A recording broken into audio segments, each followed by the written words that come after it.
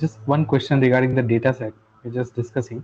So if you're picking, or if you're selecting the data set from any public data set, so do we have any limitation that we need to pick only from Kaggle or specific website, or we can pick from the US public data set also? You can use any public data set, no Okay. problem with that, but you need to have some kind of evidence to show that these data sets are used for research.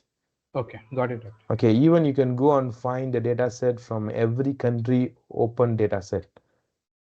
So every country they have open data set. If you see Malaysia, you will see opendata.gov.my, I think, if I'm not mistaken. Same way, every country have released some open data set. You can utilize it, but to get the confidence in your research, you need to see someone have utilized this data set, so which is give a confidence for your work. So it should have a supporting research article for that, right? So it should have a supporting research article for that, right? A supporting research article. Okay. Someone would Now, have utilized this somewhere. understood. It's clear. If it's not the latest version, at least the older version, because sometimes you see they will have latest version, old version, right? Right. So some version, if they use it, that will give you a, okay, yes, this data. Otherwise, you need to do data validation to show that this data set is good. Yeah, that is true, because when we scroll through Kaggle, we get a lot of data set.